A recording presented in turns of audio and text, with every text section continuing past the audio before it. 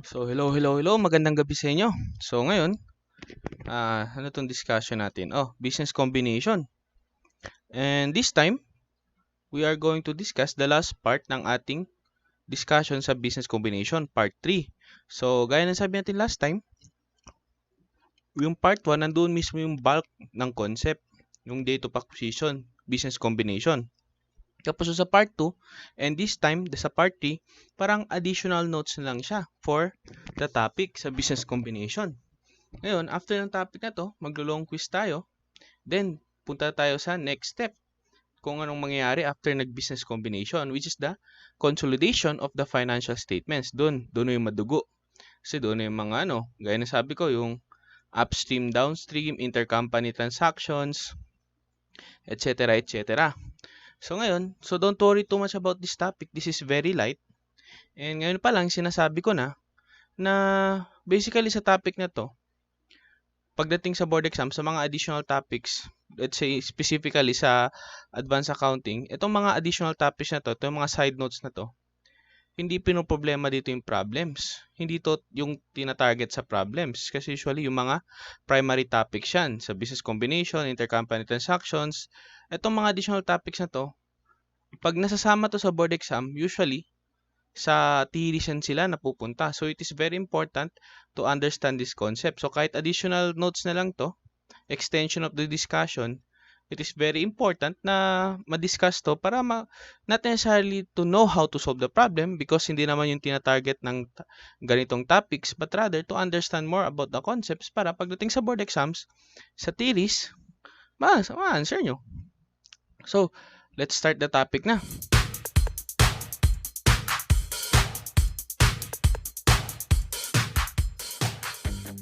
So to, special accounting topics, part 3, extension lang yan ng discussion natin. Part ito ng business combination. Ngayon, anong learning objectives natin? First is to apply the methods of estimating goodwill. So ito, expansion of the goodwill topic. And then, account for reverse acquisitions. Mga reverse acquisitions. Kasi na-mention natin to last time. Ngayon, i-discuss natin, gaya ng sabi natin sa previous videos, na-mention natin to, di ba? Pero hindi natin i-discuss kasi additional topics na to. So ngayon, i-discuss natin. Pero ngayon, goodwill. Mga special accounting topics for business combination. Ito sa goodwill. Gaya ng sabi natin, if matatandaan nyo yung sinabi ko sa sa partnership video natin sa dissolution part ata yun. Tama ba sa dissolution? Sa dissolution, yung admission of a new partner.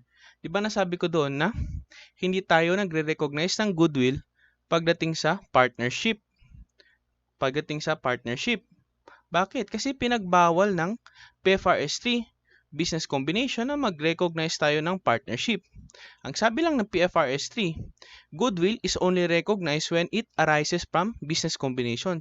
Diyan ka lang magre-recognize ng goodwill sa books mo. Diyan lang. Yan lang yung only only instance na magre-recognize ka ng goodwill. Kaya gaya ng sabi ko nung sinabi na pag-usapan natin nung sa partnership last discussion, hindi nagre-recognize ng goodwill sa partnership kasi sinabi ni PFRS 3, yung goodwill nare-recognize lang yan kapag galing sa business combinations.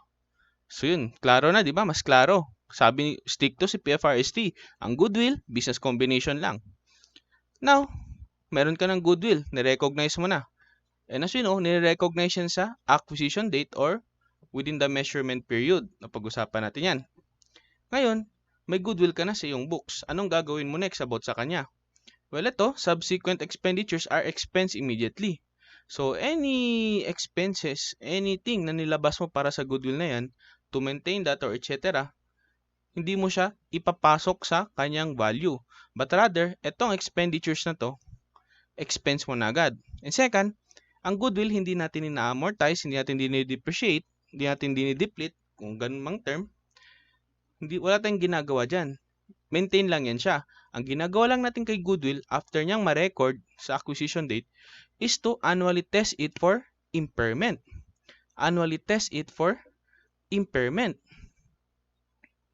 Yan lang ginagawa natin kay goodwill. Ngayon, paano natin natitest si goodwill kung may impairment na siya? Well, individually, si Goodwill, hindi natin siya matetest kung may impairment. Matetest lang natin kung may impairment nang napunta kay Goodwill if it is allocated to a cash generating unit. O ito, alam ko familiar to sa inyo eh. Napagdaanan nyo na to sa Intermediate Accounting Part 2. And in layman's term, basically, ang cash generating unit is smallest unit na kung saan medyo independent siya and nakaka-generate siya ng sarili niyang income. So, parang ganun yung basic explanation ng cash generating unit. So, dyan lang si Goodwill na test for impairment kapag part siya ng isang cash generating unit. So, tandaan nyo yan. And then, ito, part na si Goodwill ng cash generating unit. Now, gaya ng sabi natin, individually, hindi natin na-test yung impairment ni Goodwill. But rather, kailangan part siya ng isang cash generating unit. Now, si Goodwill, it does not generate cash flow on its own. Of course, Goodwill lang yan eh. Wala yung ginagawa. But rather, it helps the organization or the cash generating units in generating the cash flow. It does not generate the cash flow by itself, but rather, it helps its generation. Tumutulong lang si Goodwill. Yun lang yung ginagawa niya. Next is, gaya na sabi natin, Goodwill is allocated to the CGU, to the cash generating unit. Pero, yung pagpili mo kung aling cash generating unit mo siya i-allocate, syempre, nakadepende yan. Ang basis mo, which cash generating unit will benefit the most from the business combination. Syempre, yung Goodwill nang galing sa business combination. Alangan i-allocate mo siya sa isang cash generating units na walang relation, hindi connected sa business combination. Nonsense ang tawag doon. So, yung Goodwill, i-allocate mo sa isang cash generating unit, and yung cash generating unit na yun must be related to that business combination kung saan ang galing si Goodwill. That cash generating unit that will benefit the most from that business combination. Kailangan related kay Goodwill yung cash generating unit na ipag-allocate mo. Of course. Kasi kung ipapasok mo yan sa iba, hindi naman sila related. Nonsense tawag dun, kapatid. And lastly, Goodwill is unidentifiable. Of course. Di ba? Na-discuss natin pagdating sa business combination. Pag merong Goodwill si acquiree, ini-ignore natin. Kapag merong Goodwill si acquiree, ini-ignore natin. Bakit? Kasi unidentifiable lang. The only Goodwill that we recognize is the one that comes out from a business combination. Yun lang yung nire-recognize natin. So, tandaan nyo pa yun. And this Goodwill cannot be separately tested for impairment, gaya na sabi natin kanina. Ngayon, okay. Alam na natin paano ini-impair si Goodwill. Una, ina-allocate mo na siya sa isang CGU that will benefit the most from the business com. Basically, related dapat yung CGU sa business combination na kung saan nanggaling si Goodwill. Ngayon, kung matatandaan nyo pa yung lessons nyo nung Intermediate Accounting Part 2, yung CGU, ini-impair natin siya kapag yung kanyang recoverable amount mas mababa na sa kanyang carrying amount. Of course, ganyan ang impairment. We know how impairment works. Mas mababa na ang recoverable amount as compared sa kanyang carrying amount. May impairment na dyan. Ngayon, if you can remember the steps on how you impair Goodwill, cash generating units, yan na. Meron ka ng impairment loss. Diba ang unang step is to allocate that impairment loss sa Goodwill.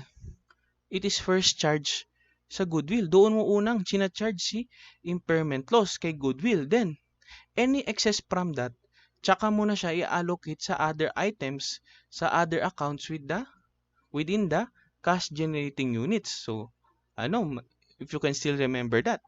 So, una, pag mag-impair ka na ng cash generating units, kay Goodwill mo na, lahat-lahat yun. Lahat-lahat. Yung impairment loss, i-charge mo lahat-lahat kay Goodwill. Any excess from that, i-allocate mo na sa ibang items, sa ibang accounts within the cash generating units. So, yan. Yan yung labot ni Goodwill.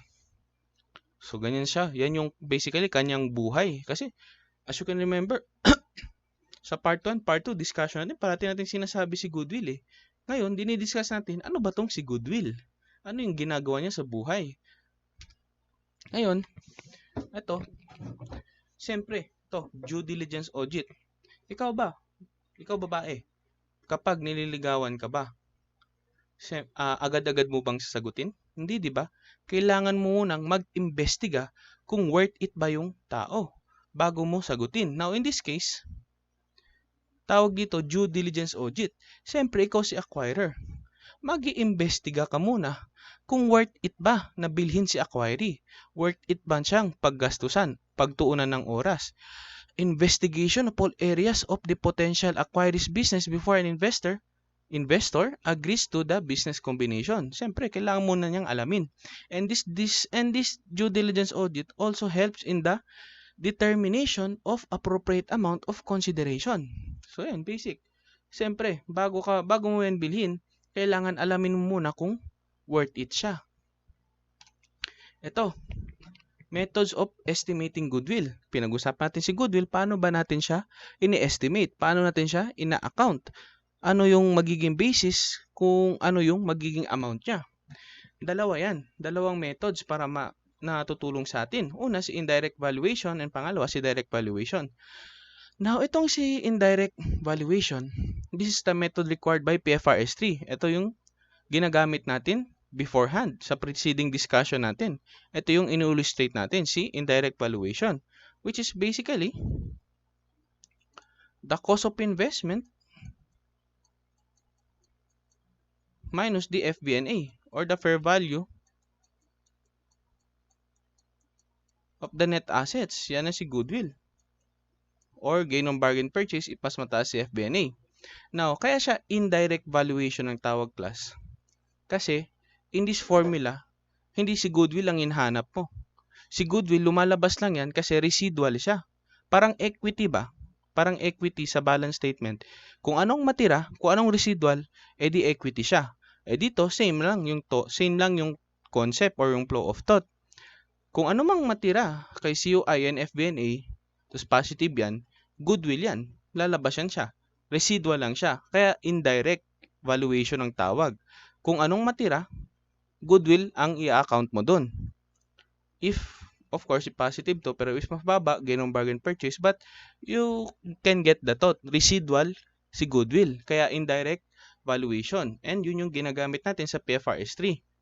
Ngayon, meron naman tayong tinatawag na direct valuation. Under this method daw, goodwill is measured on the basis of expected future earnings from the business to be acquired. So, as you can see here, makikita mo na yung difference nila. For indirect valuation, si goodwill, residual lang. Kung anong matira, goodwill yun. Direct valuation, purposely mong hinahanap si goodwill. Kusang loob mo siyang hinahanap. Si goodwill ang target mo. So, with this, hinahanap mo na si goodwill. Yung basis mo ng pag-measure kay goodwill is the expected future earnings. Expected future earnings from the business to be acquired, si acquiree.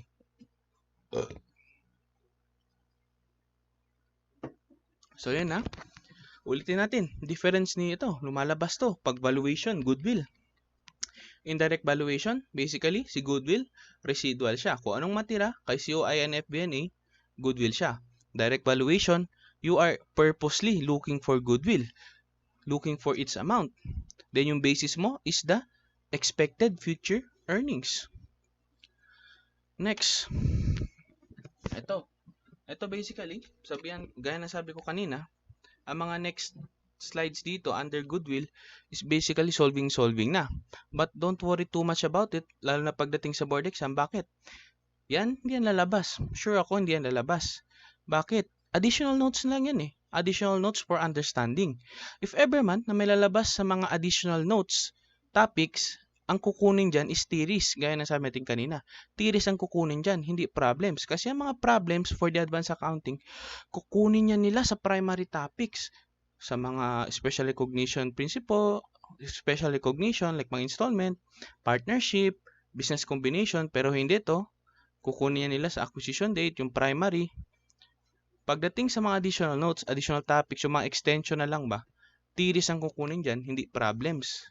Kasi 70 items lang yung yung 70 items lang meron sa board exam. for the 5 subjects. Kasi si RFBT, 100 items siya. So, for the 5 subjects, 70 items lang. So, hindi nila lalagyan yan ng mga ganitong klaseng topics for the problems. Most probably, sa theories lang yan nila ilalabas. So, anyways, let's continue.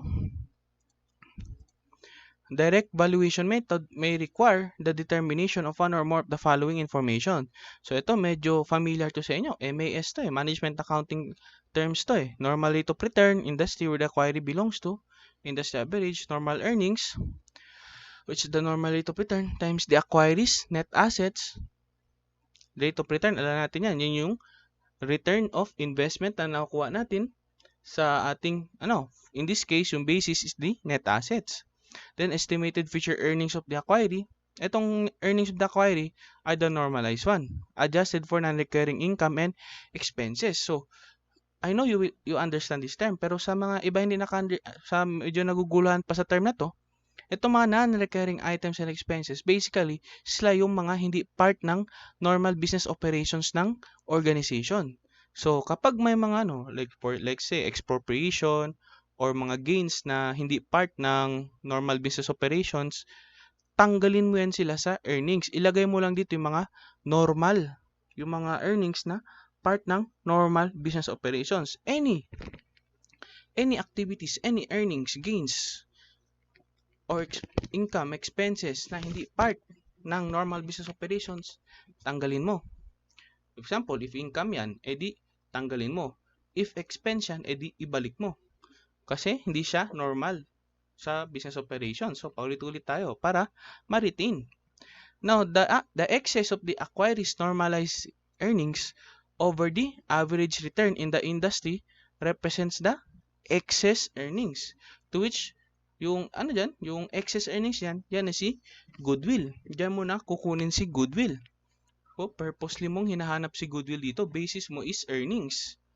Now, discount rate to be applied to excess earnings, then probable duration of the excess earnings. So, ito ang mga kailangan mo tandaan pagdating sa direct valuation method. Pero ulitin natin, huwag kayong masyadong mag-worry sa pag-solve ng mga itong problems.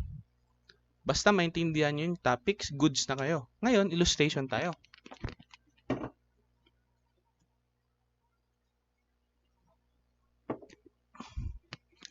Okay, illustration 1. I-apply daw natin si direct valuation method. So, hit ito. Anong problem dito? Okay, si ABC ko daw, it is contemplating on acquiring XYZ Incorporated. So, inisip niya na kung na gusto niyang i-acquire si XYZ. Ngayon, since contemplating pa lang yan, alam mo nang gagawa yan ng due diligence audit. I-check niya na yan kung worth it ba si XYZ pagtuunan ng kanyang pera. The following information was gathered through due diligence audit. Na ito, kita nila sa mga documents na yung actual earnings daw ni XYZ for the past 5 years is ito, 2021, 2022. So, isipin nyo 2026 to. For past 5 years Isipin nyo 2026 ngayon. Okay. So, 2021, 1, 2. Ito. Ito yung actual earnings niya for the first 5 years annually. Ngayon, ito additional information. Nung earnings daw nung 2025, may kasama daw diyang expropriation gain na 400,000 pesos. Oh, tandaan nyo na. Ito bang expropriation gain? Part ba to ng normal business operations ng company, ng isang organization? Isipin nyo na. Ngayon, next information is yung fair value daw ng net assets ni XYZ, ni acquiree, as of the end of 2025 is 10 million. So, yan na yung FVNA. Now, the industry average rate of return is 12%. Yun na. Si normal rate of return na. And the probable duration of the excess earnings is 5 years. So, yan na, mga information. So, method 1. Multiples of average excess earnings. So, under this method now, goodwill is measured at the average excess earnings multiplied by the probable duration of excess earnings. So, medyo technical yung term, di ba? Pero mas maintindihan mo yun kapag nakita mo na yung problem. Yung problem yung solution. So, as you can see here, yung total earnings daw for the last 5 years, 6,9. Ito yun. Then, ito, expropriation gain. Gaya ng sabi natin, sinasali mo lang dyan yung mga part ng normal business operations. And an expropriation gain is a non-recurring profit or non-recurring income. Kaya, ibabawas mo yan siya. So, ang normalized, tanda nyo, kita nyo, normalized earnings for the last 5 years is 6.5. Ngayon, hanapin mo yung average annual earnings. So, divide mo by 5 kasi 5 years yan. 1.3 yung kanyang average annual earnings. So, meron kanya yan. Next is, hanapin mo yung normal earnings ng company by using the normal rate of return which is given dito. So, fair value ng FVNA, given naman, times 12% ng normal earnings is 1,200,000. So, yung excess earnings, di ba sabi dito, matatandaan nyo, the excess of the acquiree's normalized earnings over the average return in the industry represents the excess earnings which is to be accounted as goodwill. So, ito. Finalo lang natin kung anong sinabi nito. Goodwill daw yan. Oh. Basic, di ba? So, 100, excess daw ni average annual earnings kay normal earnings, 100. And with that, nakalagay probable duration of excess earnings. So, since 5 years, yung goodwill daw is 500,000. So, kasi daw, per year daw for the past 5 years, ulitin natin, per year for the past 5 years, yung excess earnings, yung goodwill, is 100,000 for the past 5 years each year. Ngayon, since 5 years yan, i-multiply mo by 5. So, yung goodwill from this, since ang sabi natin, di ba, sa direct valuation method, ang basis mo ng goodwill is yung earnings. So, yung goodwill from this earnings is 500,000 pesos. So, yan. I hope gets yung concept nyo. Basta sa direct valuation, ulit-ulitin natin to para mag-retention is basis mo ang earnings. Or to be specific, expected future earnings. Ngayon, punta tayo sa, tama ba? Number 1. Okay, number 2. Sa method 2, another way is capitalization of average excess earnings. Capitalization of average excess earnings. Now, under this method, the goodwill is measured as the average excess earnings divided by predetermined capitalization rate. Now, can you still remember the concept of capitalization rate? Naalala nyo pa? So, basically, ang capitalization rate is ang formula niya is, if I remember correctly, is operating income.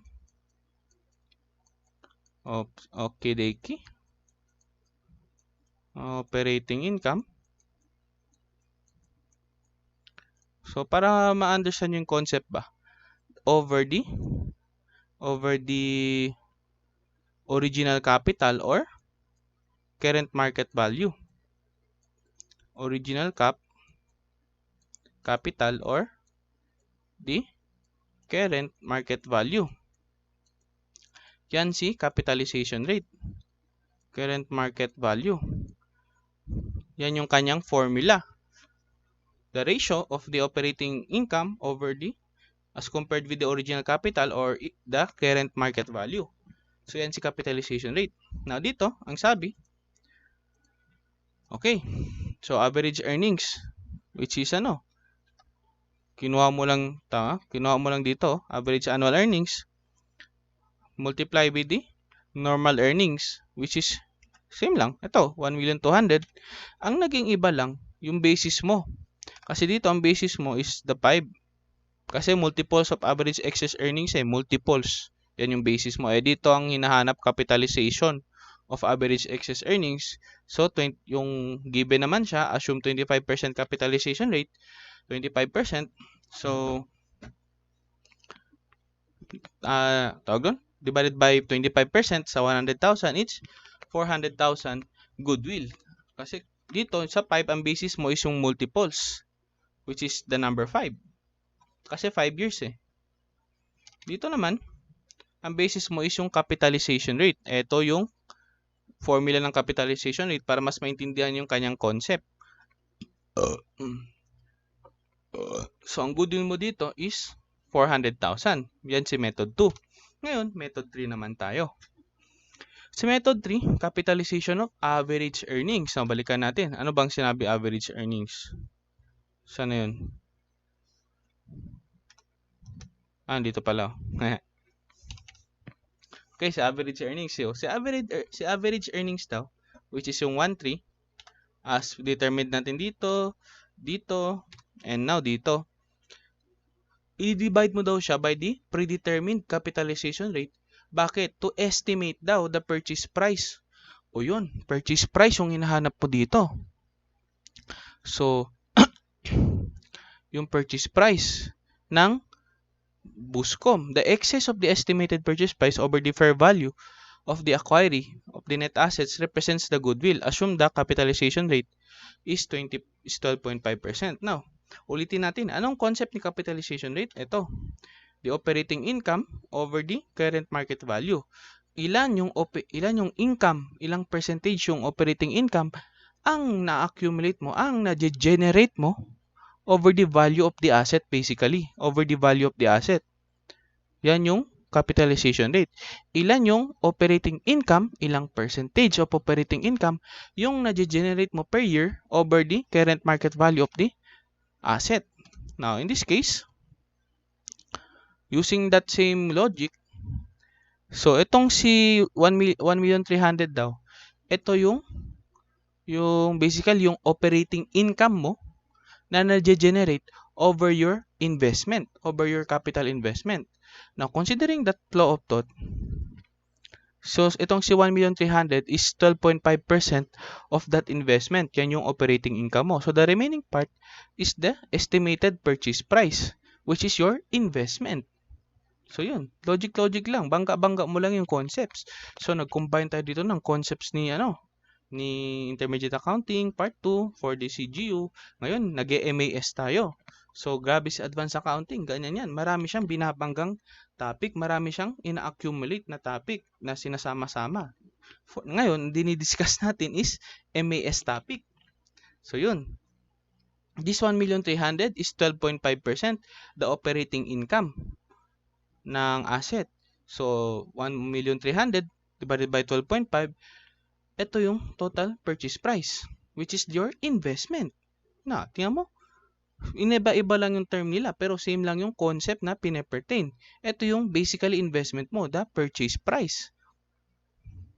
So, as we know, yung ito makikita nyo. Hala sir, di ba sabi nyo kanina sir, residual ang goodwill? Residual ang goodwill. Tingnan mo sir, same dito. Oo, tama naman ang sinabi ko, residual yung goodwill. Pero, tingnan mo yung purpose ng paghahanap. Yung sa indirect valuation, hindi naman goodwill ang hinahanap mo eh. Technically, ang goodwill lumalabas lang kapag may excess. Residual lang. Pero pag wala, okay. Dito sa direct valuation, ang nangyayari, purposely mo, ulit-ulit ko sabihin, purposely mong hinahanap si goodwill. And, napupunta ka na sa ibang topic, this time sa MAS, para lang mahanap si goodwill. Ang basis mo dito, and another one to differentiate the two, the indirect valuation, ang basis mo is yung PFRS 3. Yun yung guidance mo. Pagdating kay direct valuation, ang guidance mo, ang basis mo is yung excess earnings, which is this one. Yung earnings. Yun yung ginamit mo. Nag-algebra ka lang, nag-MAS ka topics ka lang para mahanap mo si goodwill. So, don't forget that difference.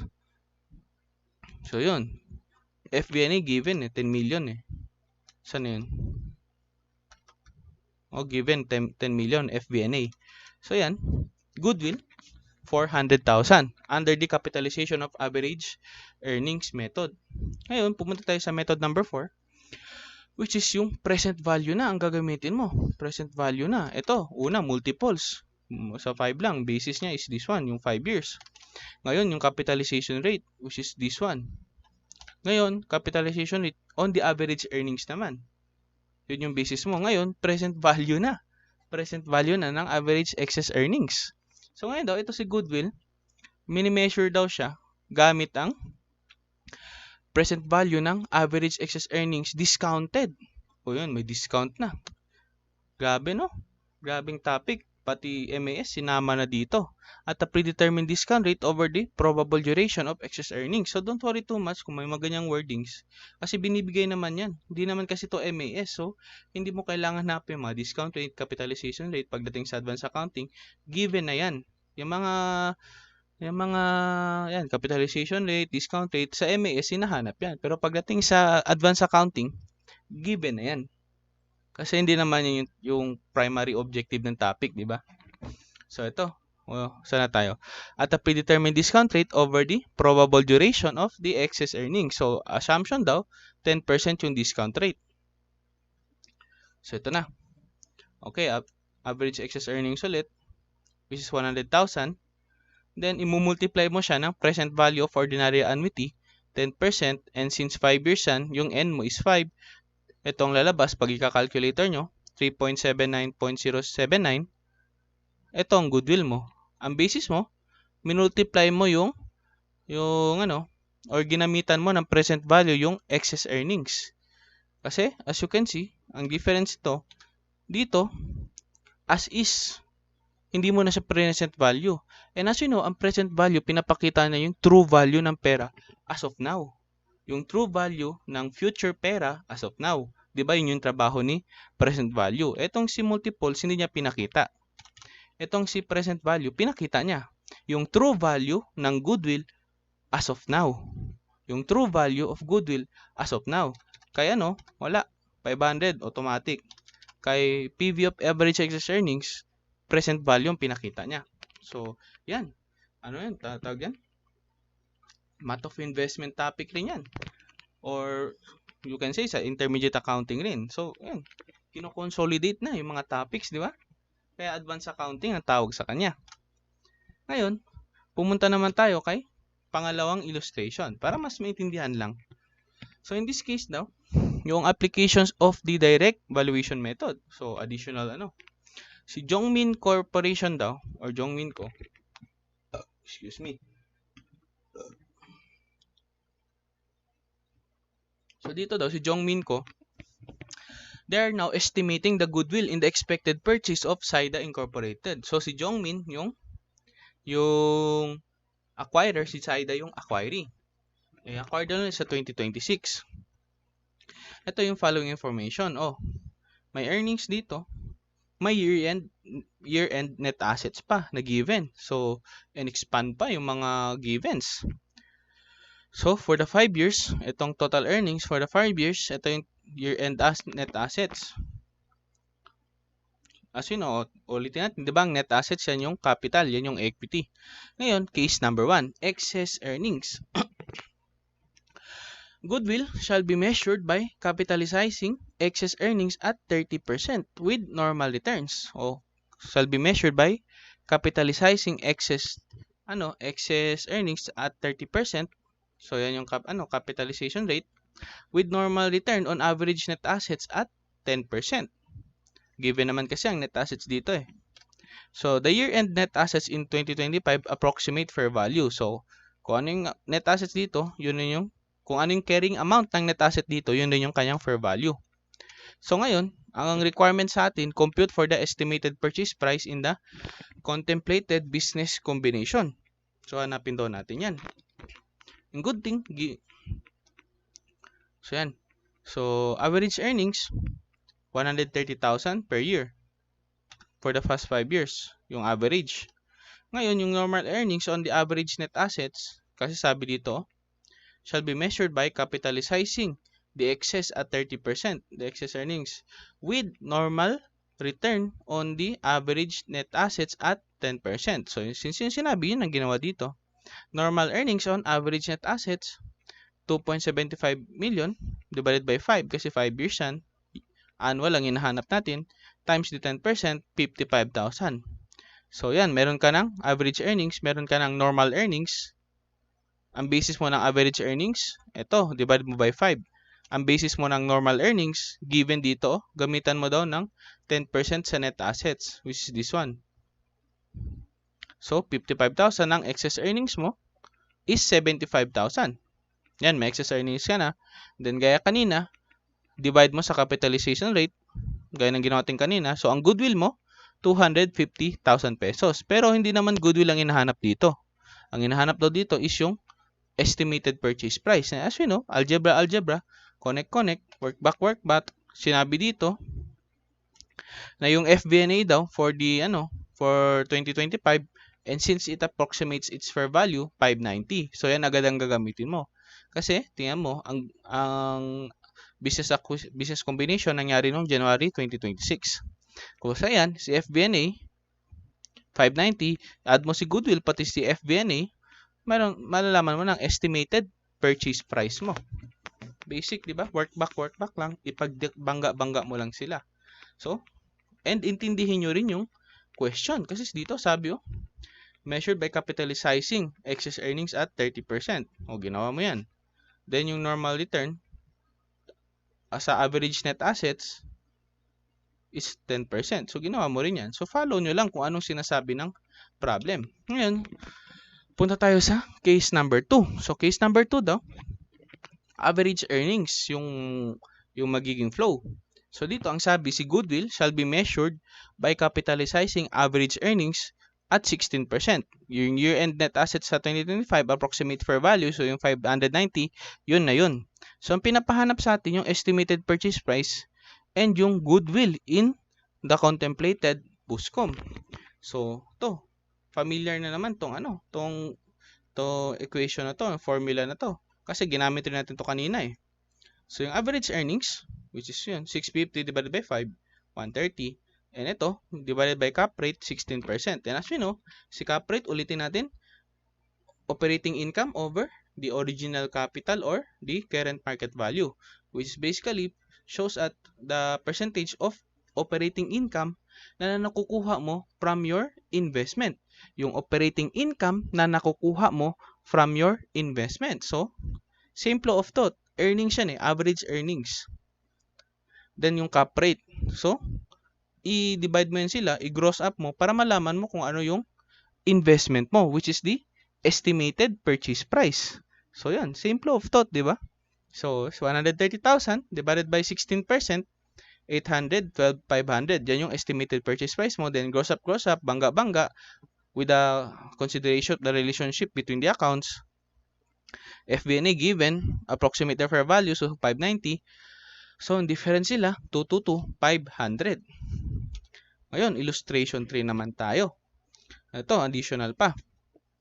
So, ang sabi dito, Mahalco plans to acquire the net assets of Minahalco with carrying amount of 9 million. So, yung carrying amount doon ng net assets ni acquiree, si Minahalco, is 9 million. Now, this amount approximates fair value. Except, yung isa daw sa mga assets niyan, yung fair value niya exceeds its carrying amount by 1 million. So, as you can see here, ibig sabihin kulang tong 9 million kasi yung mas mababa ng 1 million yung carrying amount as compared sa kung ano yung fair value. So, idagdag mo tong 1 million sa 9 million. Ngayon, ang next, Minahalco's average earnings are 1,300,000. Binigay ng average earnings. Now, the industry average rate of return is 12% of the fair value net assets. Ngayon, si Minahalco's excess earnings daw are expected to last for 5 years. Then, the expected return on investment is 10%. So, maraming binigay. Ibig sabihin marami ka rin gagawin. Ito yun. So, ang requirement na pinapahanap sa atin is compute for the estimated purchase price gamit yung present value ng average excess earnings approach. Present value of the average earnings, excess earnings approach. So, ito, gaya ng ginawa sa kanina, buti na lang, binigay agad yung average earnings. Then, ang sabi, yung basis daw ng normal earnings is yung 12% ng FBNA. So, ito, which is 10 million. Saan daw ito nakuha ang 10 million? Gaya ng sabi natin, carrying amount ng equity, yan hindi pa yan yung final FBNA. Kasi, sabi dito, one of the assets, yung fair value niya mas mataas ng 1 million as compared to its carrying amount. So, ibig sabihin, undervalued siya. So, kailangan idagdag mo yung 1 million. Kaya, yung fair value ng net assets ni acquiree ni Minahalco is 10 million. So, yun yung ginamit mo dito. So, yung may normal earnings ka na, 12% times 10 million, 1,2. So, yung excess earnings mo is 100,000. Then, present value ang pinapahanap sa atin. So, times mo lang. at 10% and 5, yung goodwill mo is 379,079. Basic.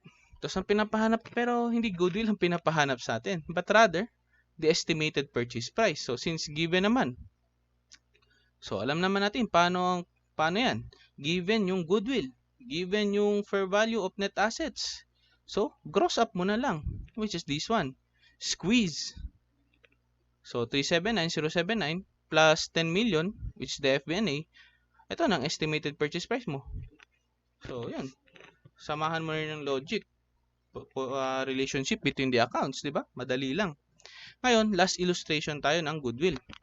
So ito, si Jen Lisa ko daw acquired the net assets of Jisoo for 10.4 million. So ito, alam mo na to, ito yung cost of consideration. Consideration transferred. Ngayon, yung acquisition resulted to a goodwill. Oh, binigay yung goodwill 400,000. So ano kayang pinapahanap ng problem na to?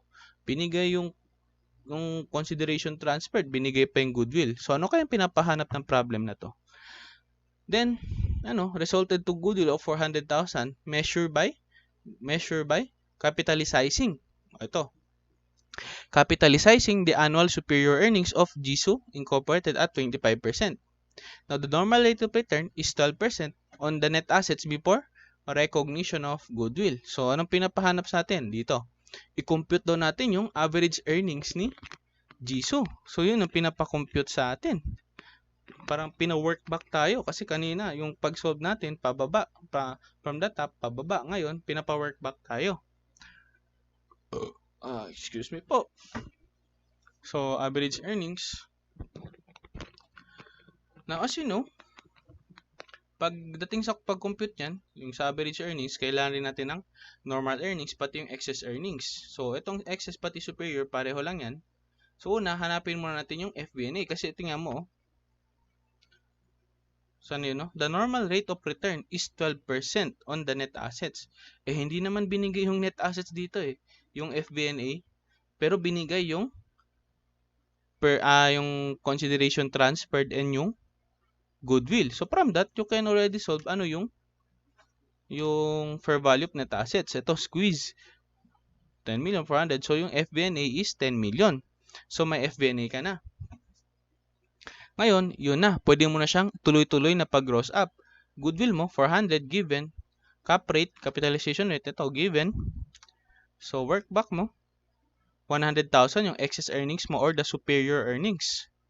Ngayon, mayroon kang normal earnings kasi binigay yung 12% to of the net assets, on the net assets. Then, nahanap mo na yung FBNA. So, pwede mo na yung 12%. O, hindi natin nalagyan ng percentage dito, kapatid. Baka mahilo yung iba. Lagyan na lang natin para klaro. Okay. So, yan.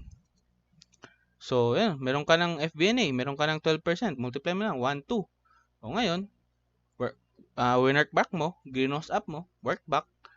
So, yun. Nahanap mo na yung average earnings mo. Squeeze of 1,300,000. So, yan. Basically, yan yung mga Uy, may illustration 5 pa pala.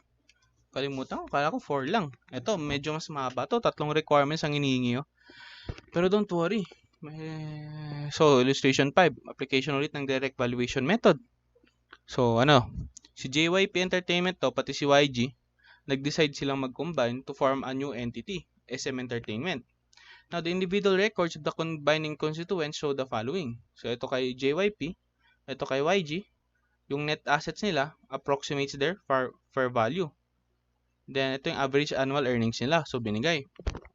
So, ngayon, ang gagawin nila, mag-incorporated daw sila. Magagawa daw sila ng corporation. So, alam natin sa corporations, may shares yan. Sa private corporations or sa corporations for profit. So, yung bagong entity, yung corporation, si SM Entertainment, nag-issue siya ng 10% preference shares with par value per share of 100 pesos. So, yan din yung par value ng preference shares. Tapos yung, basis niyan, utot muna ako. Sarap. For the net assets contributions of the combining constituents, tapos yung, any remaining interest daw, mapupunta sa ordinary shares na may par value na 50 pesos per share. So, yung priority, is mabibigyan ng preference shares, tas any remaining interest sa ordinary shares na. Now, the normal rate of return is 10% of net assets. Excess earnings will be capitalized at 20%. So, medyo familiar tong topic na to sa inyo, di ba? Kasi ito lang yung diniscuss natin sa partnership dissolution nung isang araw. Kasi di ba? Familiar. Ito lang din kakadiscuss natin sa partnership dissolution. So, itong mga requirements, goodwill, total contribution si JYP at ni YG, and yung ratio of total shares, preference or ordinary, issued to JYP and YG. Ilan daw yung shares na natanggap nila. So, same lang talaga. So, ito, goodwill. Gaya na binigay ang average annual earnings, binigay ang normal rate of return, 10% of the net assets, which is this one, 10%. Alam sa nang galing, di ba? Yung normal earnings nanggaling sa 10% ng net assets. Etong net assets nila, so 400 times 10%, 40. 600 times 10%, 60,000. So ito na yung kanilang excess earnings. Ngayon, ang sabi dito, earnings will be capitalized at 20%. Excess earnings. So ito, divide mo ng capitalization rate, goodwill na. Taran, 200 para kay JYP, 300 para kay YG. For a total of 500,000 yung goodwill nila. Ngayon, punta tayo sa requirement B. Ang sabi daw, total contribution si JYP at ni YG. So, total contribution sila, paano natin malalaman? Basically, ang total contribution siya yung consideration transferred. Yan yung considerations transferred. Total contribution nga, di ba? So, may goodwill na tayo, sinolve natin. Yung FBNA given net assets as fair value. So, gross up natin. Gross up workback natin. Walang arrow, baka hindi maintindihan. So, yan, workback natin pataas. So, yan. Charan! So, working back, yung total contribution sila, 600 kay JYP, 900 kay YG, 1.5 ang total. Ngayon, ang inanap dito, yung last requirement, is yung ratio ng total shares. Gaya na sabi natin, unang step sa preference shares, any remaining interest sa ordinary shares na. So, ito yun. Net asset contribution, which is 400. Net asset contribution So, if you remember sa partnership dissolution, yan yung capital ng partners. Now, dito, net asset contributions ang which is basically equity yan Owner's equity. So, 400 kay JYP, 600 kay YG, 1,000. Then, ang sabi dito, since ang value ng una ang preference shares, 100 yung par value niya. So, divide nyo by, by 100, charan. Yung number of preference shares na i-issue kay JYP is 4,000, kay YG is 6,000 for a total of 10,000. Ngayon, any remaining daw, gaya sabi dito, the excess of total contributions, net asset contribution plus goodwill over net assets contribution. So, ito, total contribution, sinabi dito, total contribution, 600, 900, yung net asset contribution nila, which is the 400, 600, excess of total contribution, yun yung magiging basis sa kanilang tawag doon, ordinary shares. So, 200 para kay JYP, which is, basically, this is the goodwill Excess of total contribution, you're basically talking about this goodwill. So, 200, 300. So, ang par value ng ordinary shares is 50. So, divide mo yan, 200, 300 divided by 50. 4,000 yung ordinary shares na ma-receive ng JYP. Kay YG naman is 6,000, 10,000 total. So, with that, yung total preference shares and ordinary shares na na-issue kay JYP is 8,000. 12,000 naman kay YG for a total of 120,000. So, since ratio ang hinahanap dito, so 40%, 8,000 over 20,000 is 40%, 12,000 over 20,000 is 60%, and that's 100%. So, yan, basic lang kay goodwill. So, ulitin natin, gaya na sabi natin, pagdating yan kay goodwill, yung mga topics si goodwill, tiris yan So, ito, So ito, pumunta naman tayo sa reverse acquisition. So ito, na-mention natin to last time. Ngayon, i-discuss na natin. So basically, ano ba tong si reverse acquisition? Basically, ganito yan siya. Sa normal na ginagawa natin, sa business combination, yung typical na ginagawa natin, kapag yung business combination is yung pag-accomplish sa kanya is to exchange of equity interest, ibig sabihin, shares yung pambayad ni acquirer. Yun yung binibigay niya kay acquiree o yung sa mga former owners ni acquiree. So dito, ito yun. Si acquirer, mag-issue siya ng shares as a consideration. Ngayon, ang kapalit niyan, si acquiree, it will give ownership interest to the acquirer. Yung ownership interest na yan is, it is enough to control the acquiree, to obtain control. So, yan yung typical na nangyayari. Ngayon, pagdating sa reverse combination class, ganito ang nangyayari. Ito na yung mga terms na ginagamit. Si legal acquiree, also known as the accounting acquirer, ito yan siya. Hindi siya yung nagbibigay or nag-i-issue ng shares as a consideration. But rather, si legal acquirer or si accounting acquiree yung nag-i-issue ng securities or ng shares ng equity interest.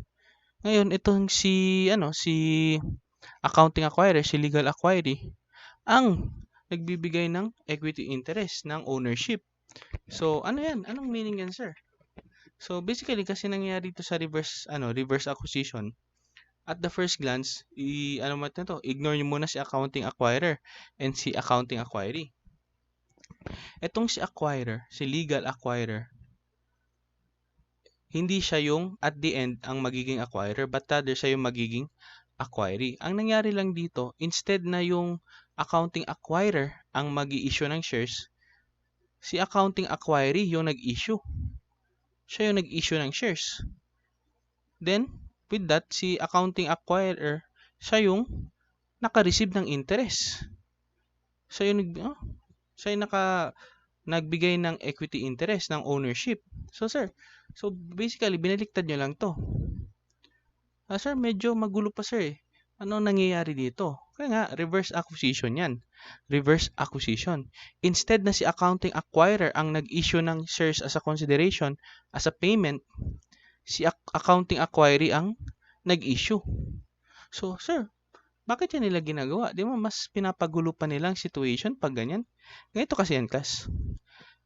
Ang benefit kasi ng reverse acquisition is, mas maintindihan nyo to pag may sample.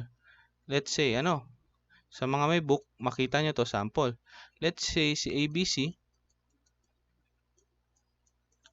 private siya, private entity. Si XYZ, public entity siya. Ngayon, here's the thing. Si ABC, gusto niyang maging public entity. Gusto niyang maging public, mag-i-public yung business niya, mag-public entity. However, ayaw niyang mag-IPO, mag-register, mag-initial public offerings. Sa inyo, sa mga updated sa K-pop, alam nyo ngayon na si Big Hit Entertainment, nagre-ready siya maging public entity. Nagre-ready siya ng initial public offering. So, etong si ABC, ayaw niya mag-initial public offering. Well, mainly because performing or entering in an initial public offering, grabe ang hassle niyan, grabe ang gastos niyan. Maraming regulations, heavily regulated yan eh. Kasi, yung ending ng initial public offering is maging public entity. Kaya heavily regulated yan, magastos, magulo.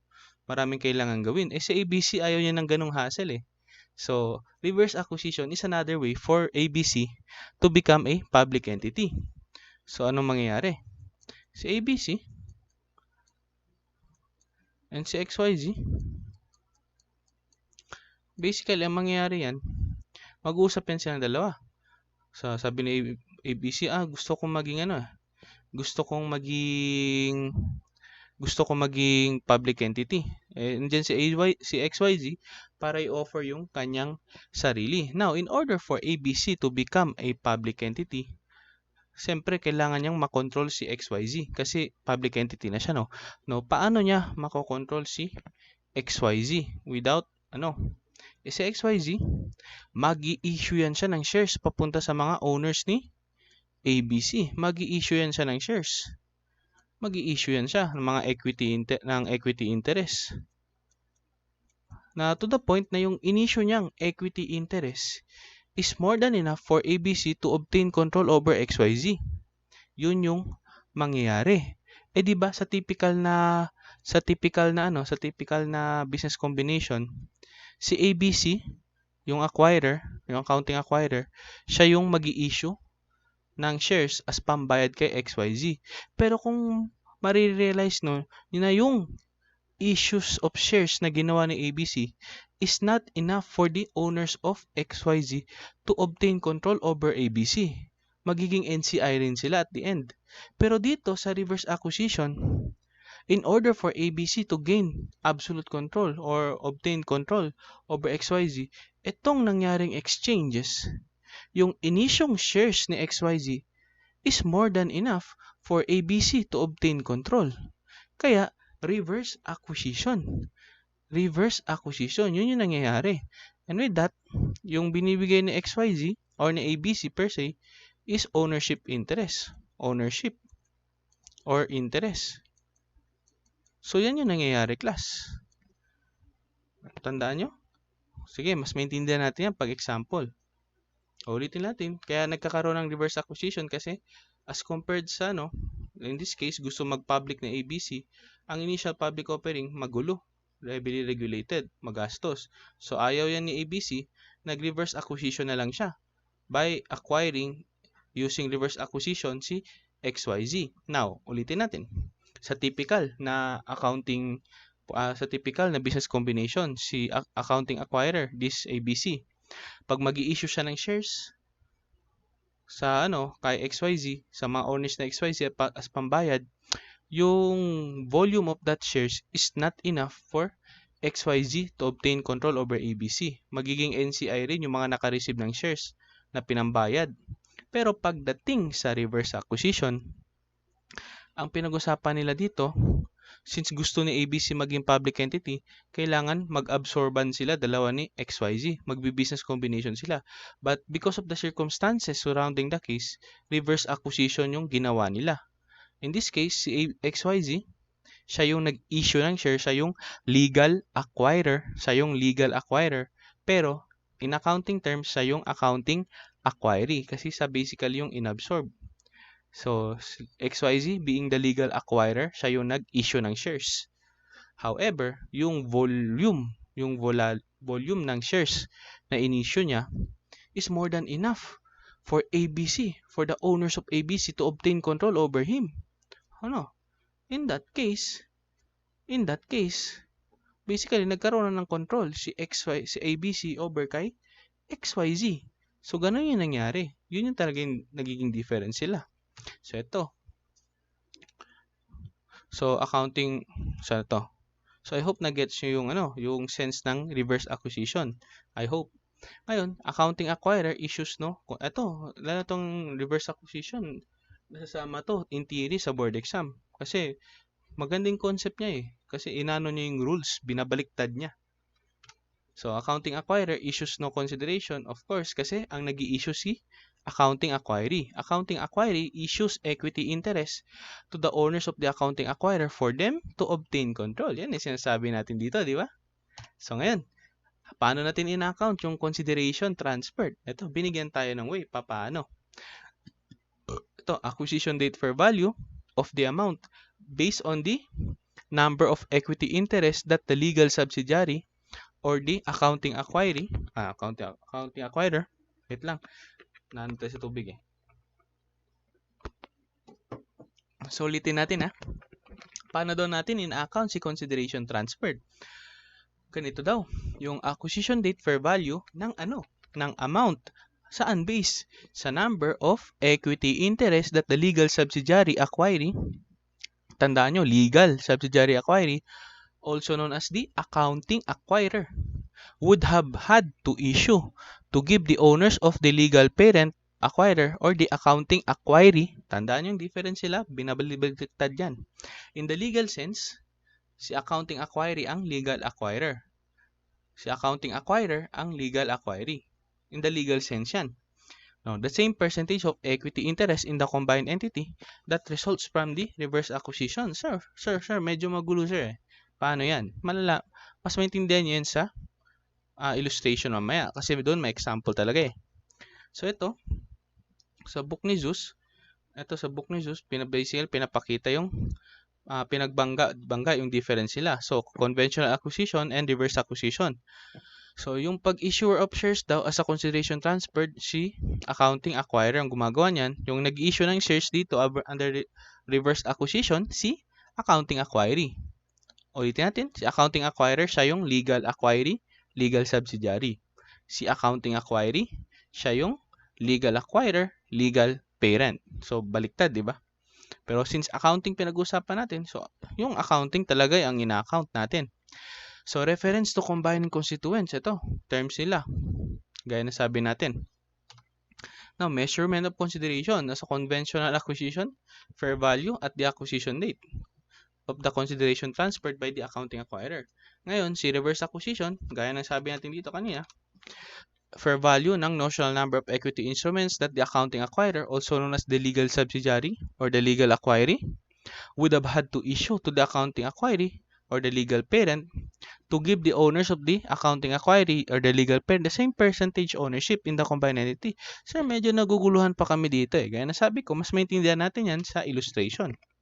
So, dito daw, si ABC ko daw, publicly listed siya.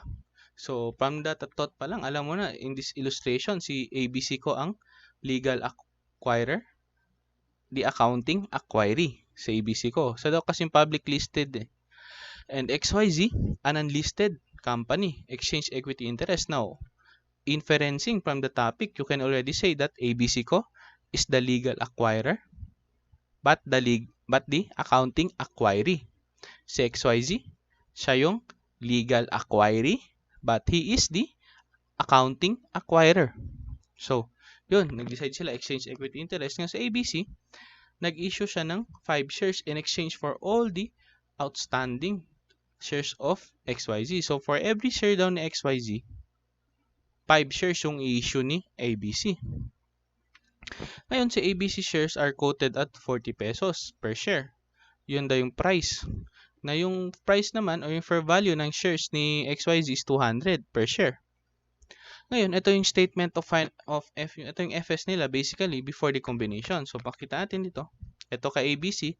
Ulitin natin, si ABC siya ang legal acquirer but the accounting acquiree. Si XYZ, siya yung legal acquiree pero siya yung accounting acquirer. Okay. So, ito. As you can see here, yung share capital ni ABC, 10,000 shares at 10 pesos par. Si XYZ naman, 8,000 shares. Now, as you can see, diba ang sabi dito, mag-i-issue si ABC ng 5 shares for every share outstanding ni XYZ. So, alam nyo na, 8,000 yung outstanding niya. And to, the assets and liabilities approximate their fair value. So, ito may requirement sa baba. Ang pinapahanap sa atin is is to identify the accounting acquirer. Tandaan nyo, si accounting acquirer, also known as the legal acquiree. Then, pinapakompute din sa atin yung goodwill. So, ito. So, basically, in-answer natin dito eh. Kasi in-inference natin yan sa kung ano yung topic ngayon. Pero, erase muna natin yan. Erase muna natin yun. Kasi, yun yung pinapahanap sana eh. Sa requirement. So, erase muna natin yan. Erase muna yung sinabi natin kung sino-sino sila. So, kasi ang pinapahanap dito, accounting acquirer. Advanced tayong sumagot. Anyways, okay. Requirement A. Legal form daw of the contract. So, gaya na sabi natin, si ABC mag-i-issue ng 5 shares for each outstanding share ni ABC. Now, in this case, it's 8,000 yung outstanding shares ni XYZ. So, with that, ito ang mangyayari. ABC's currently issued shares as provided dito, 10,000, plus the total shares to XYZ, which is 5 times 8,000. So, nag-issue si ABC ng 40,000 shares sa mga owners ni XYZ. So, total shares after combination, 50,000. O yan na, nakita nyo na. Kita nyo na dito. Beforehand, ito lang yung outstanding shares ni ABC. Pero, nung nag-issue siya ng shares, papunta kay XYZ, 40,000 na yung lumabas. Mas mataas, sobrang mas mataas as compared sa previous shares niya. So, with that, naging total shares niya is 50,000. And to it, yung 40,000 doon, kay XYZ. Si XYZ ang nagmamay-ari. So, from that alone, nakita niya na, uy, grabe, nag-issue siya ng shares na sobra 80% na yun napunta kay XYZ, ownership interest. Diyan na, nakikita niyo na, di ba? May sample na eh. So, sa typical business acquisition, sa conventional business acquisition, sa exchange of equity interest, pag mag-i-issue yung acquirer yung accounting acquirer ng shares, hindi yan lalampas ng control percentage sa conventional business combination. Pero dito sa reverse acquisition, yung purpose talaga nila is for the legal acquiree or for the accounting acquirer to be able to obtain control. Kaya itong inisyo ni ABC, mas mataas. Kasi ang plano talaga nila para si XYZ maka-obtain ng control kay ABC. Kaya 80% na Yan si reverse acquisition. So, analysis dito sa baba. The business comp is a reverse acquisition. Bakit? Because XYZ obtains control over ABC despite the fact na si ABC yung nag-issue ng shares. So, in other words, XYZ let itself be acquired legal form in order to gain control over the ABC substance. Legal form, ito yung nasa paper, pero substance, ito yung nature niya, yung basis talaga. So, alam natin, sa accounting, substance over form. Di ba? Substance over form sa accounting. Kaya, ganito yung nangyari. Ulitin natin, sa typical business combination, pag mag-i-issue ng shares, yung si acquirer, he will make sure na hindi yan lalampas ng hindi yan sa susobra ng pag-issue sa shares na kung saan yung acquiree mag-obtain ng control sa kanya. Hindi yan mangyayari sa typical business combination acquisition, sa conventional acquisition. Pero pagdating sa reverse acquisition, yun yung target nila para mag-i-issue ng shares si accounting acquiree para ma-absorb niya si accounting acquirer para si accounting acquirer will be able to obtain control over her or him. Ito ang analysis. Kita nyo, sumobra pa sa kung ilan yung outstanding ni ABC.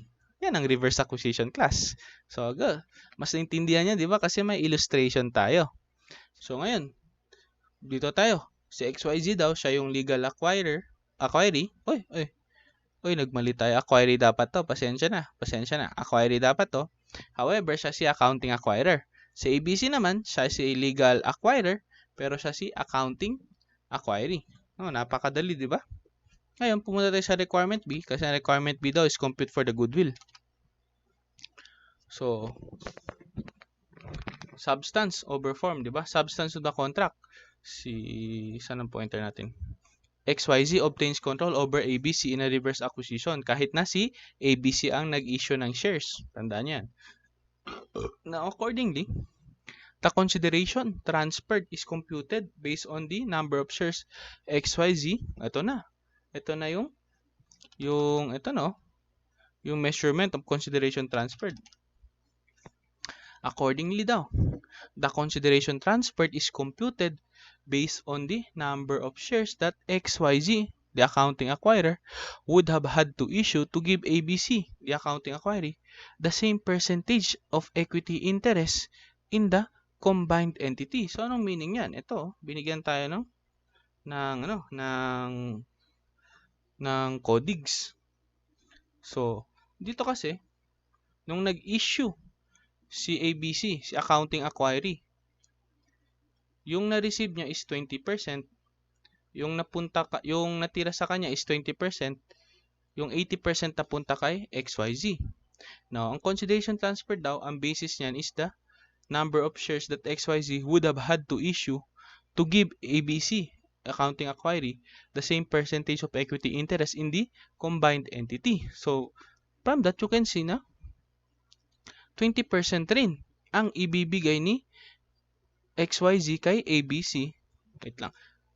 Para para if ever for ABC to have the same percentage of equity interest in the combined entity. Like ang sinasabi kasi niyan, if ever normal operations yung normal acquisition or conventional acquisition yung nangyari, yung consideration transferred basis niyan yung would have to issue to give ABC.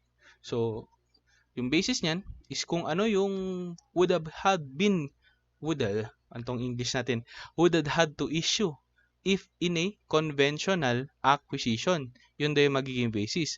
So since dito 20%, 80% ang nakuha ng XYZ, so 20% yung would have to be issued by the XYZ.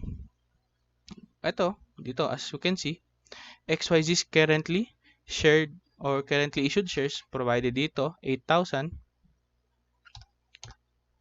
Ngayon, ang sabi dito, would have to be issued to give ABC the same percentage of equity interest in the combined entity, which in this case is 20%. 20%. Kasi kaya nga, di ba? Reverse. Di ba? Reverse. So, shares issued to ABC para if ever, kung conventional acquisition yan, ganito yung mangyayari pag conventional acquisition. Yan yung would have to be issued. Yung would have had to be issued. So, 8,000 divided by 80% is ito, times 20%, 2,000. Ito yung magiging basis ng consideration transferred. Yung would have had to be issued to ABC in case of a conventional acquisition yung nangyari. Total shares after combination, 10,000. Ulitin natin, ito yung kapag conventional acquisition. Yun si would have had to be issued. Ngayon, Goodwill lang hinahanap eh. So, Goodwill lang hanapin natin. Now, if the business combination had take the form of XYZ issuing additional shares to ABC shareholders, XYZ would have had to issue 2,000 shares for the ratio of ownership interest in the combined entity to be the same. Yun talaga yung keyword eh, to be the same. Kasi dito at the end, 80-20. Dito at the end, 80-20 rin. Ito, ang consideration transferred mo is yung would have had to be issued if conventional acquisition yung nangyari. Now, XYZ shareholders would then own 8,000 of the 10,000 issued ni XYZ, which is 80% of the combined entity. While si ABC shareholders, 2,000 yung kanyang ma-receive, which is 20% of the combined entity. Same lang. Ngayon, Goodwill lang hinahanap eh. So, solve na natin. Consideration transferred, which is the 2,000. Ito yun eh. Would have to be issued. And walang NCI, walang PHI. Total consideration or total cost of investment, 400,000. FBNA, given yan. Dito, approximate their fair value na, 1613. So, that's 300,000. Ang Goodwill, 1 million. So, yun. Basic ni reverse acquisition. Tandaan nyo lang would have had to be issued, then dapat same percentage lang yan sila. Ngayon, para mas maintindihan natin, punta tayo sa application of concept. So, okay, start tayo. So, itong natin, sa classroom discussion or for the solving of problems application, since may clear yung topic, easy din, madali din itong gagawin natin. So, start tayo. Problem 1 for classroom discussion. So, mga may books, open nyo na. So, ito. Anong given for the problem 1? Sa number 1. Ito. Methods of estimating goodwill daw. So, use the following information for the next 4 items. So, yun. Measuring goodwill daw tayo. So, yung una. Klaro ba tayo sa camera? Yes. Pasensya na sa mga ibang videos natin. Medyo hindi nawawala ng focus yung camera. Yung pala, kailangan kong pindutin ulit para mag-autofocus siya. Para mag-focus siya. So, at least, yung sa mga may books, makafollow kayo. And I hope yung iba sa inyo nakaano na ng libro. Anyways, so, entity A daw is contemplating on acquiring entity B. So, hindi to reverse acquisition na. Goodwill, lang to. Conventional acquisition lang to. So, si A daw, gusto niyang, contemplating, pinag-isipan niya na bilhin si entity B. Acquire daw. Ito yung mga relevant information as follows. So, si entity B Yung average annual earnings niya in the past 5 years or 1 million. So, binigay na yung average annual earnings. Hindi natin kailangan solve. Then, yung net assets daw ni B as at the current year end has a fair value or have a fair value of 8 million. So, ito yung FVNA niya. Fair value of the net assets ni acquiree. Next is, the industry average rate of return on equity is 12%. Now, on equity is 12%. Now, as you know, equity is also another term for capital, is also another term for net asset. So, alam nyo na, nitong si 12%, ibabangga nyo yan kay 8 million. Now, the probable duration of NTDB's excess earnings is 5 years. So, yun daw yung 5 years daw. So, paano to? Una, goodwill is equal to the average excess earnings capitalized at 25%. So, yung capital rate natin, capitalization rate is 25%. So, ang tanong, how much is the goodwill? So tandaan nyo lang kung paano natin sinolve kanina. Yung pattern, kung ano yung matatanong, ano yung given, kasi yun yung magiging basis natin for the paano yung flow of, kung makalat yung table na to. So, number 1, for problem 1 to. So, number 1, yung solution natin, since given na yung average annual earnings, ano yung average annual earnings natin? 1 million. Napakadali na lang nito. Kasi may na-discuss natin kanina sa illustration eh. So, it's 1 million. O, sino to nag-chat? Ngayon, meron na tayong average annual earnings. Then, ang sabi dito, the industry average rate of return on equity, which is also the net assets, is 12%. 12% daw. So, since 8 million yung FBNA natin, doon natin siya i-multiply. So, normal earnings,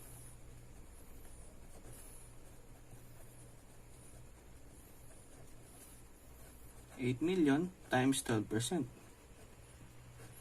So, 8 million times 12. Kaya mo natin kumuha ng calculator.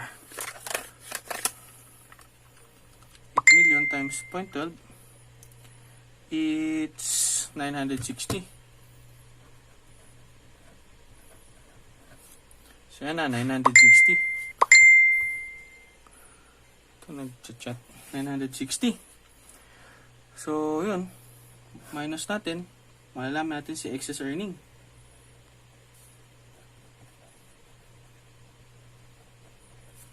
Which is 40,000. And nun, binigay sa ating capitalization rate, which is, for the scenario 1, is 25%. So, cap rate, divide daw, okay, minus dapat to. 25%, tama ba? 25? Yun, 25. So, 40 divided by 0.25, 160 yung goodwill natin for this one. The basic, if ever man, ganyan kasi yung maganda sa business combination eh. Whether acquisition date man yan or yung subsequent transactions or measurement, kahit hindi nyo maintindihan yung concept, i-follow nyo lang yung procedure. Kasi napaka-procedural ng business combination like this one.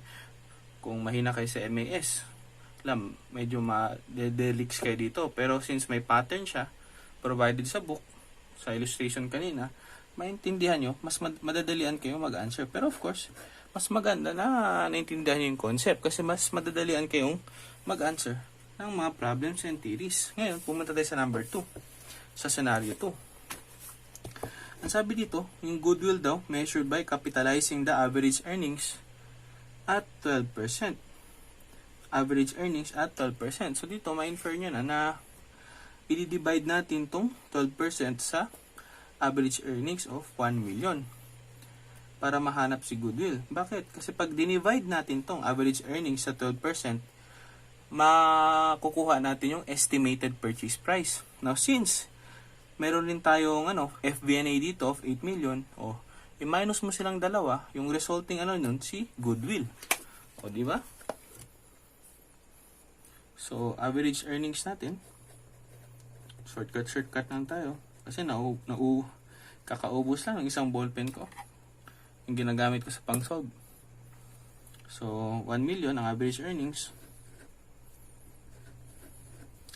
Capitalization rate. Cap rate divide natin. Which is 12%.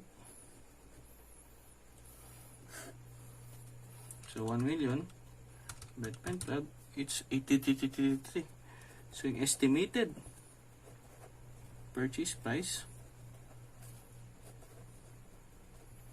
is 83. Yun. Ngayon, meron na tayong estimated purchase price. Given pa yung fair value of net assets, which is 8 million. Tama ba? 8 million ba yun? O, 8 million.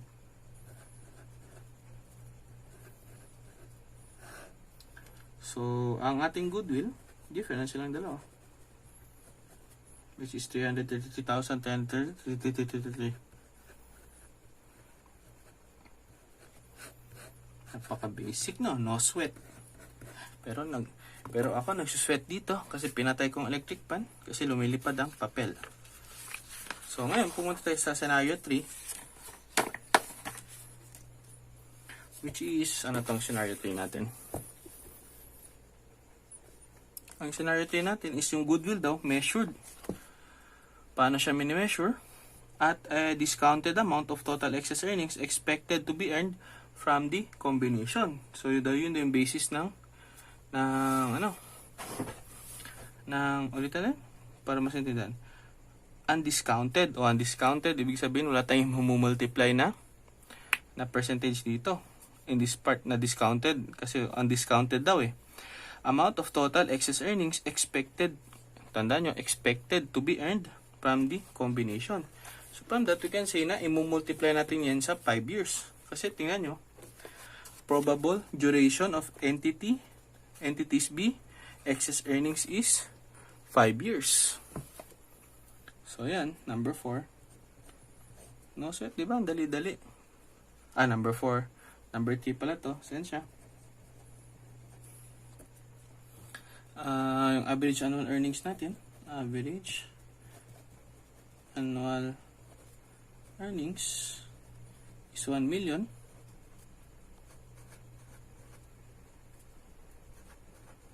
Yung normal earnings natin 8 million yun, no?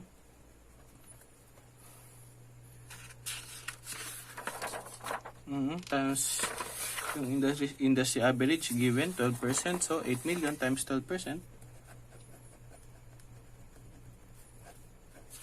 which is natin solve sa calco. Given naman dito 960,000.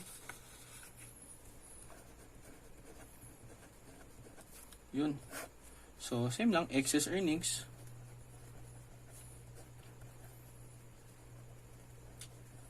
which is 40,000. Ngayon, ang sabi dito, ulitin natin. Goodwill is measured at the undiscounted amount of total excess earnings expected to be earned from the combination. Expected to be earned. So, i-multiply niya yan yung excess earnings which is 40,000 sa 5 years. Procedural yan sa and depende rin sa kung anong given sa problem. Multiply by probable probation. Tayo, tinulo na, pawis.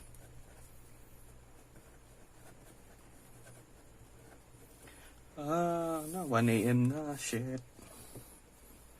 So 5, which is multiply yan, to minus, nakalimutan lagyan, 200,000 yung ating goodwill.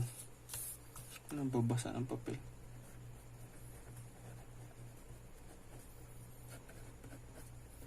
Napakadali. No sweat yan para sa inyo, kas. So, ngayon, pumunta tayo sa number 4 or sa scenario 4. Yung goodwill daw is measured. Paano siya? By discounting. So, si number 3 undiscounted. Pero si number 4, discounting na. So, the average excess earnings at 9%. So, 9% yung rate. Then, 5 years yung N. So, So, same lang sa ginawa natin kanina. Familiar din to, no? Kasi same din to sa sa illustrations kanina.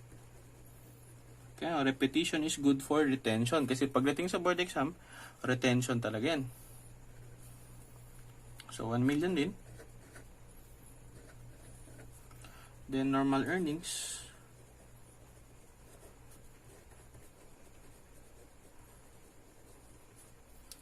$8 million times 12%. Tama ba? 12%. 960,000.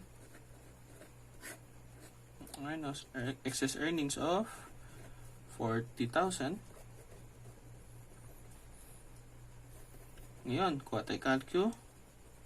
Solve natin yung present value of ordinary annuity at 1 o of 1 at 9% given sa problem, then 5 years. So, 3.88965. 3.889. Yan yung PV natin. Present value of ordinary annuity at 9%. N is equals to 5.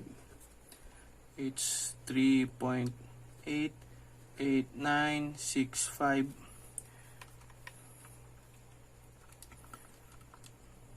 times 3.40,000 times 3.88. Duling ako na din. 965. 155,586. Yan ang ating goodwill. Multiply yan. 155. Pero pa ba sa camera? Yep. 586. So, yan ang ating goodwill. Scenario 1, Scenario 2, may langgam. Scenario 3, Scenario 4. Each have their different methods na binigay. Same lang sa illustrations kanina. Ngayon, pumunta tayo sa last number, which is scenario 5. Number 5, ang topic dito, hindi na goodwill, but rather reverse acquisition. So, klaro ba sa camera? Okay, reverse acquisition. Si entity A and entity B, nag-exchange sila ng equity interest in a business combination. Ito yung relevant information. Kulangat pa na. Okay. Entity A has 2,000 issued shares.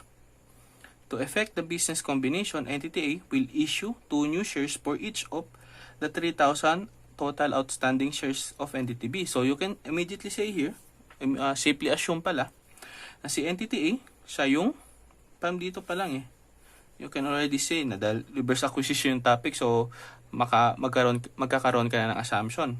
Si entity A, si legal acquirer, pero siya si accounting acquiree. Si entity B, siya si legal acquiree, pero siya si accounting acquirer. Si entity A yung mag-i-issue ng 2 shares for each of the 3,000 total outstanding shares na meron si B.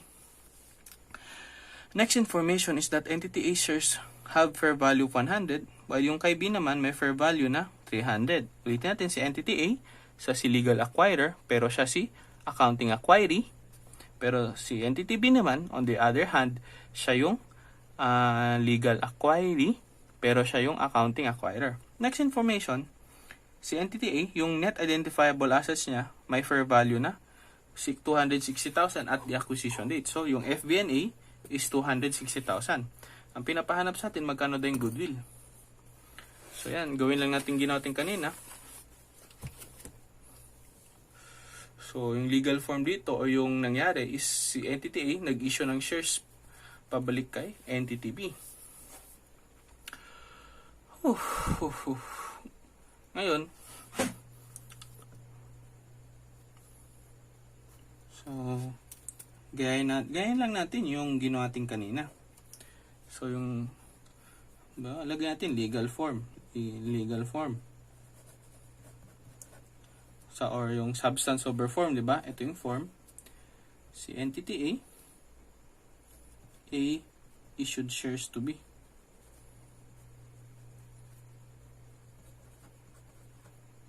So, yun nag-issue ng shares kay B. And, ang sabi dito, For each 3,000 outstanding shares na meron si B, mag-i-issue si entity A ng 2 shares per 2 shares each. Yun. For the 3,000. So, you can say that 6,000, di ba?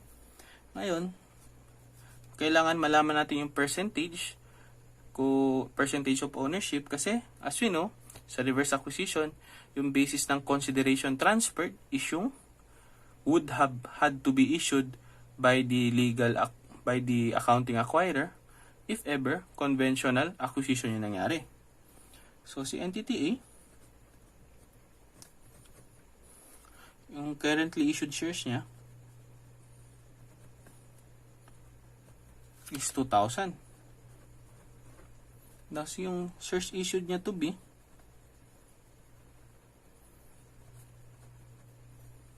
which is 3,000 times 2.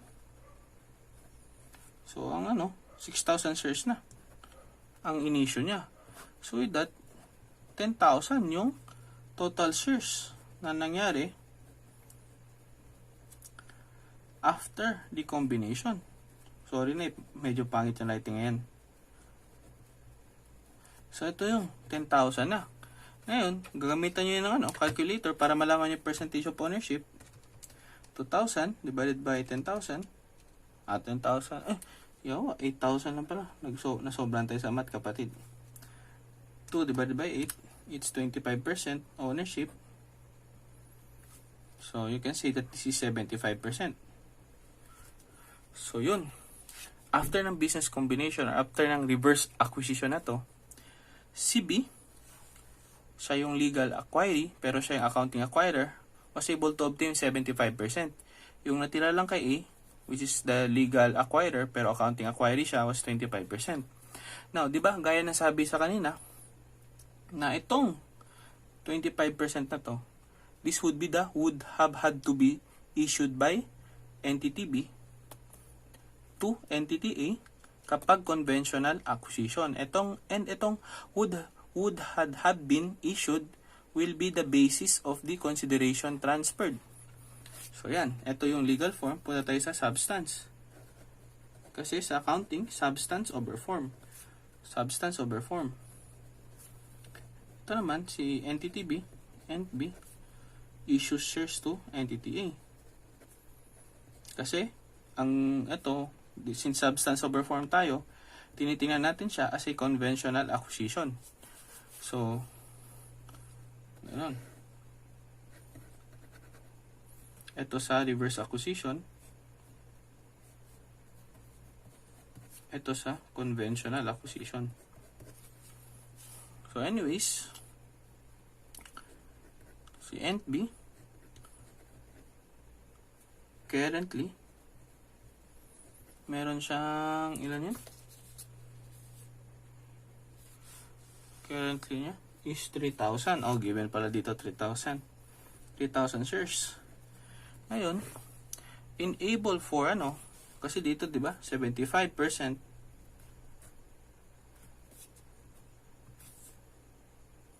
25%. Currently, si B may 3,000 shares.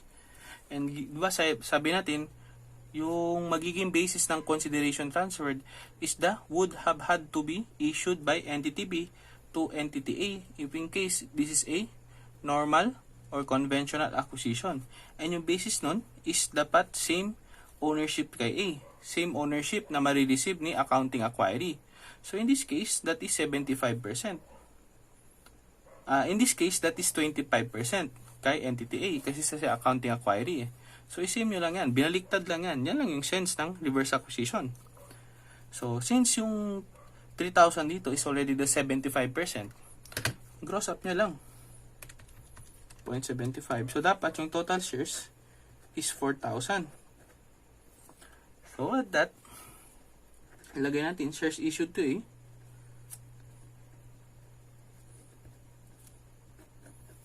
So, yan. Solve nyo. 4,000 times 25%, it's 1,000. So, yan yung magiging basis ng consideration transferred. So, consideration transferred,